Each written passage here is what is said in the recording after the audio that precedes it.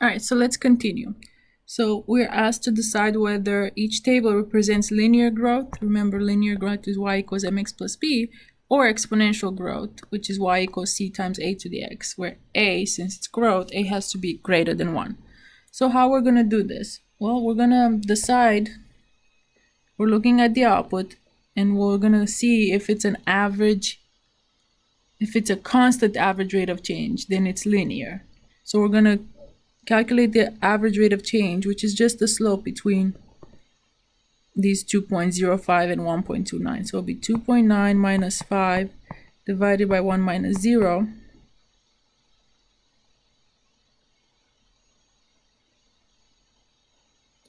This is negative 2.1. And now we're going to calculate the second average rate of change between these 2 points. That's going to be m equals 0.8 minus 2.9 over 2 minus 1, and this is also negative 2.1.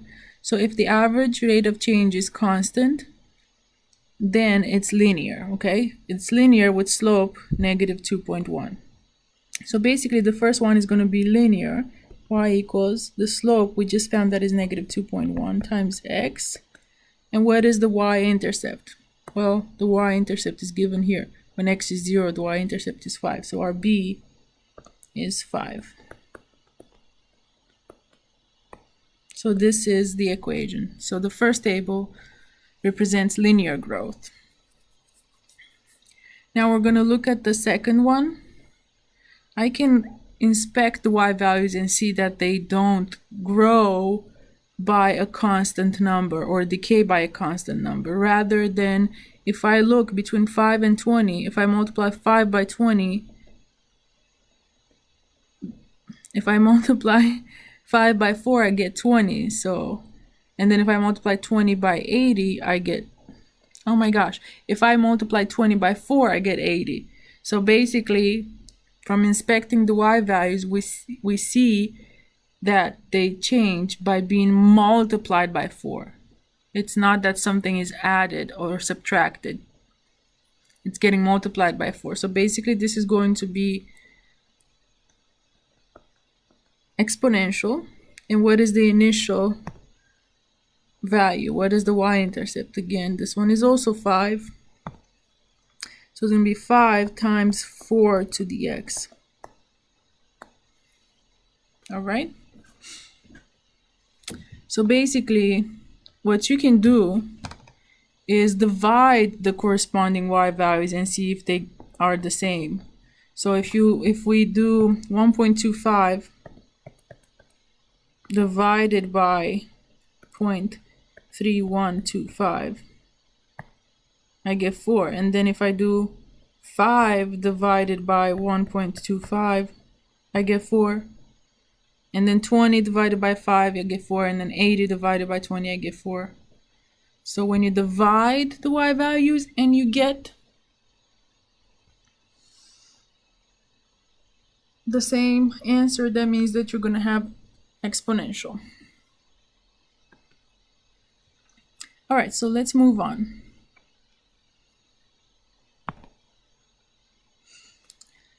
Now, notice that linear functions have a constant average rate of change, which is the slope.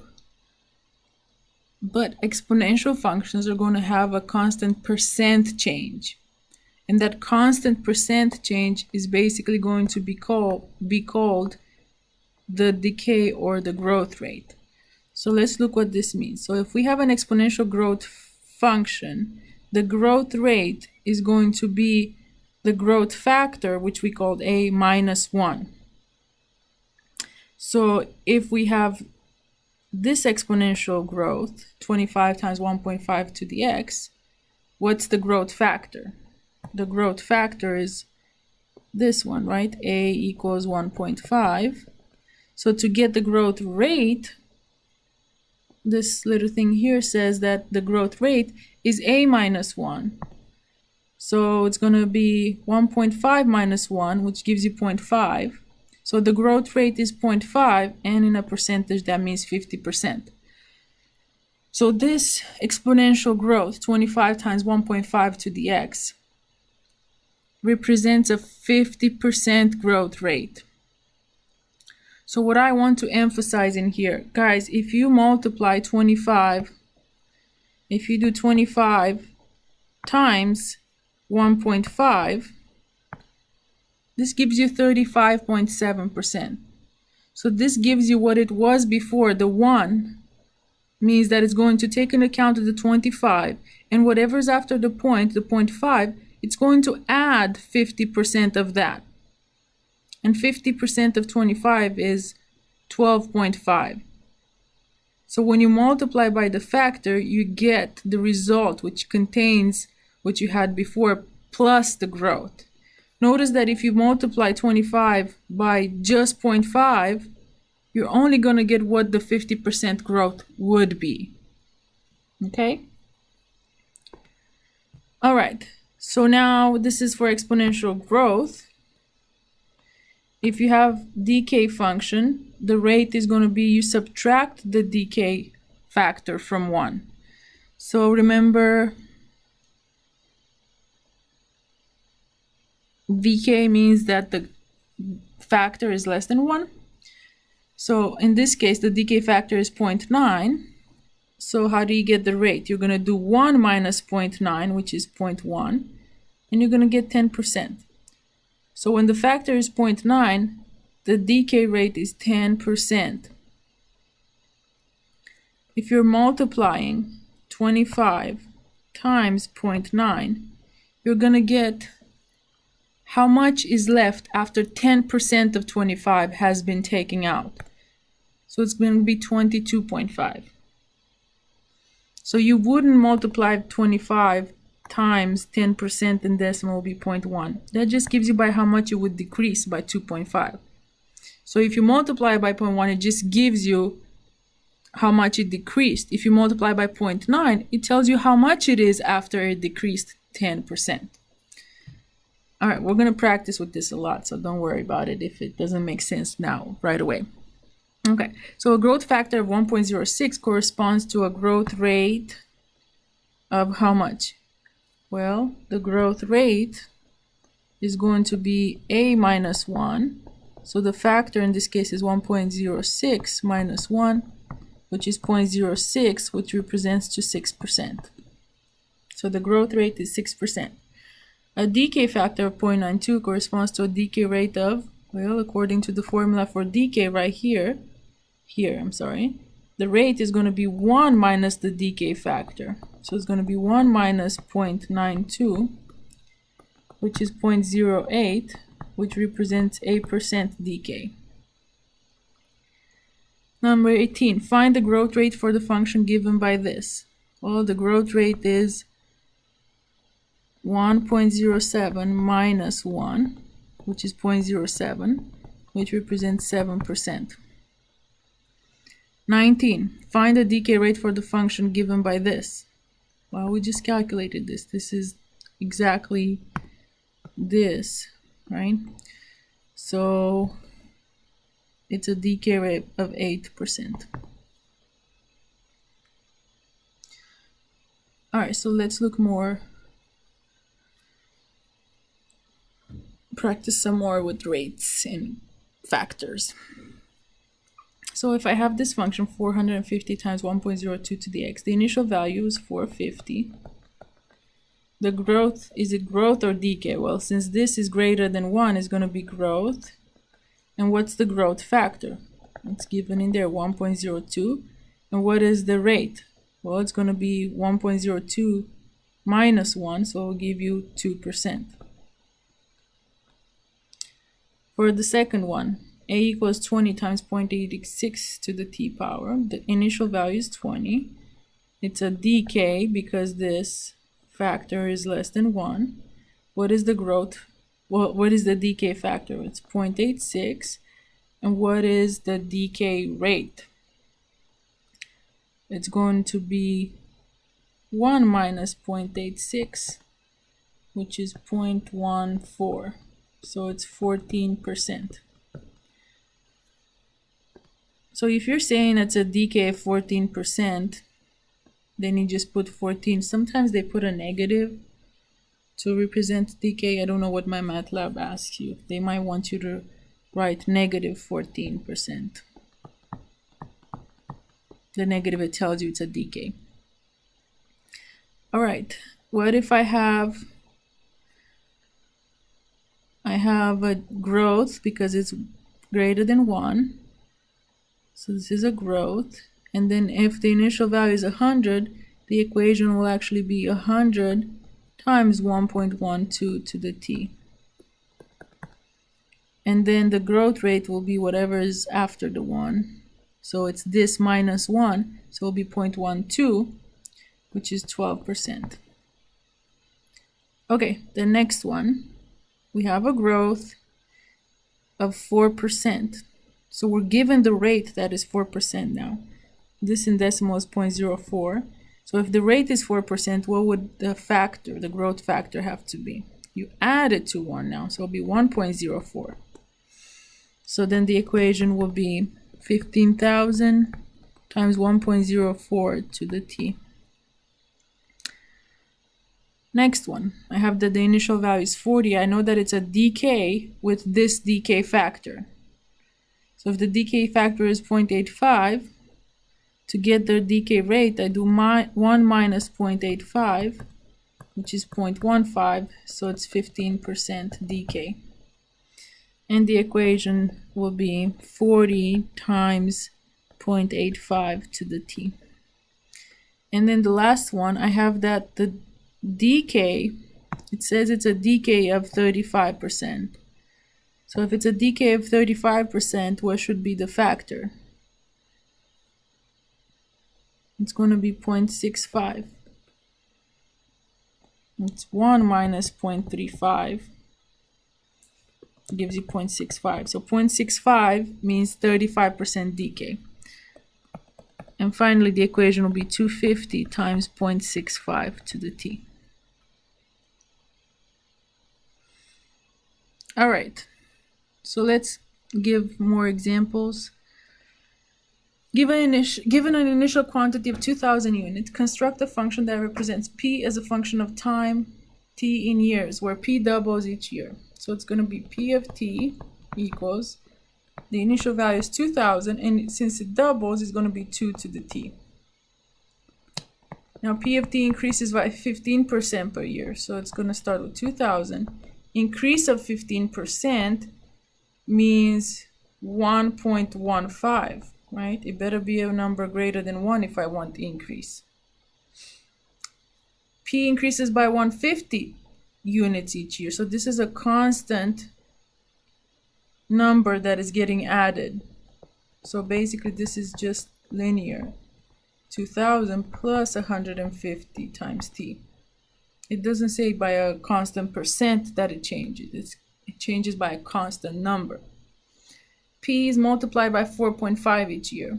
Well, you start with 2,000. And then you multiply each year by 4.5. So basically the growth factor is 4.5. What would be the growth rate for this one? So it's a growth, so the rate is what is the formula? The formula says the rate is the factor minus 1, right? So it's going to be 4.5 minus 1, which is 3.5, and this means 350% increase, right? So the multiplying by 4.5 each year means an increase of 350% each year. All right, so let's finish up and doing more examples.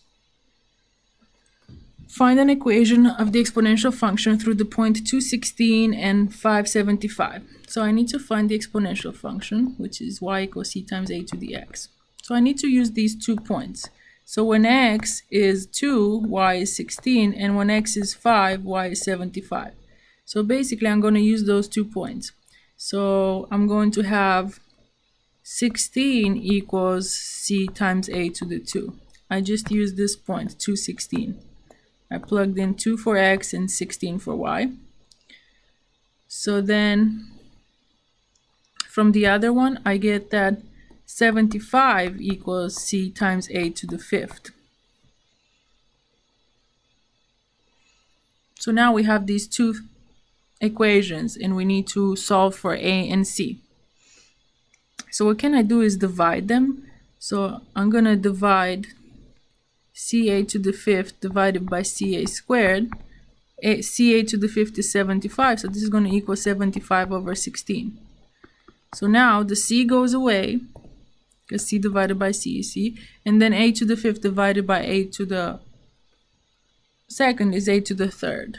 So this is going to give me that a to the third equals 75 divided by 16. Turn it on. 75 divided by 16. 4.6875.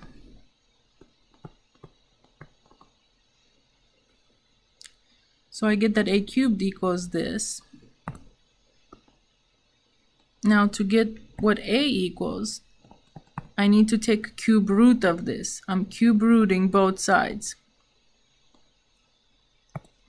So basically what I'm going to do, I'm going to raise it to the power. So raise to the power. Cube root is the same as doing 1/3 as the power. So a is 1.673 or 674. Okay, so this is my a, and then I just plug in a into one of the equations to get c. So I'll go in here, 16 equals c times a, but a is 1.674 squared. So let's square that. 2.8. So c is going to be 16 divided by 2.8. 5.7, let's say. So c equals 5.7. So when we have a and c, we're going to plug it in here, and we found the equation of the exponential function that satisfies those two conditions. All right, a few more examples and then we will stop. There are initially 6,000 bacteria and the sample doubles every hour. So it's going to be C 6,000. Doubles means that the growth factor is 2. A fish population is estimated to be 4,200 due to change in water quality. The population is decreasing by half. Decreasing by half? Well, that just means that the decay factor is going to be 0.5.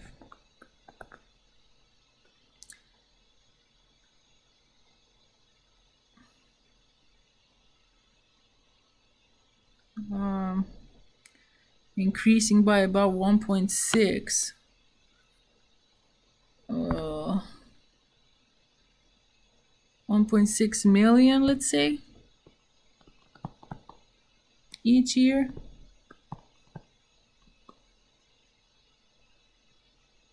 No, if they want exponential model, it's percent. So it will be y equals 38 million. 1.6% is going to be, well, this in decimal is 0.016. And to represent an increase, I would have to add that to 1. So it will be 1.016 to the t. So to have increase, we have to have a number greater than 1 in here. So 1.016 growth factor means a 1.6% increase. A car was worth 45,000, so I start with 45,000, and it decreases by 15% each year. So what's going to have to be the decay factor? It would have to be 0.85. 15% decrease means a decay factor of 0.85. All right, so what I want you to get from this first introduction to exponential functions is that y equals c times a to the x is an exponential function. C is called the initial amount, and A is the growth factor if it's a number greater than 1. And if it's a number between 0 and 1, it's a decay factor. And then how to interpret the factor versus the rate.